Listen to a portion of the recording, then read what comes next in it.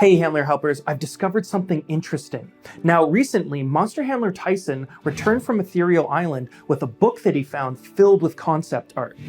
Now after looking through the book, it got me curious and I wanted to learn and see more. So I took a trip down to the Big Blue Bubble archive, and there I discovered even more.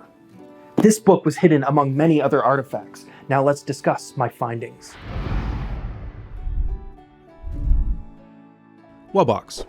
Wubbox was always imagined as a robotic being, but how much of that factored into its design varied over the course of working on it. You can see that what would eventually become Plant Island Epic Wubbox was proposed early on, but at the time, we wanted a unified design that would work on all islands. So the now distinctive yellow and electric blue colorization was locked in. Longtime Handler Helpers recognized that the portrait of Wubbox in the avatar menu is actually lifted directly from the earliest design, as a homage to the creative process.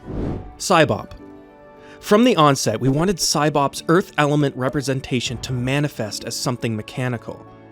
Now, keep in mind the monster was designed before the separate ethereal element of mech, or any other ethereal elements for that matter, was devised. An early Cybop sketch featured rocket thrusters instead of the trademark propeller. This idea was later revisited as the rare Cybop. We had some fun coming up with the backstory of Cybop, scavenging monster parts and becoming a gel-belly fanboy, but all that came long after the initial design was finalized.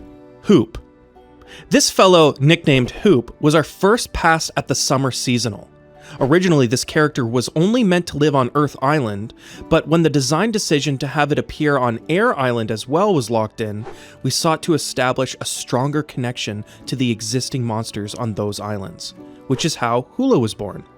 Hula ended up being the first character to form a monster family, later officialized as the pomy, a practice we've returned to more and more over the years.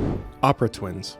These characters, codenamed the Opera Twins, don't have any one specific descendant in the official singing monster cast, but you can see several attributes that have made their way into other designs. For example, Ma's molars, the color and treatment of the yellow eye for Mammoth, the hands that end up used for Sponge and Pummel. More recently, we thought it would be neat to include them as ornamentation on the updated map for the monster world, inspired by sea serpents, leviathans, and creatures depicted on older maps.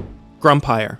We thought that it was important for the Cold Island ethereal to be strongly contrasted with the light background of the island. In this instance, monster handler Chris, who coincidentally also provides the voice for Grumpire, paid specific attention to include comments about facial features moving around the face, a design element preserved in the final animations. Multiple names were considered, including Flap and Goth, before settling on Grumpire. When it came time to design costumes for Grumpire in the Colosseum, we revisited the goth imagery from this early concept. There's a lot of other very interesting things in here, like this guy. What the heck is that? Anyway, that's for another time. Happy monstering!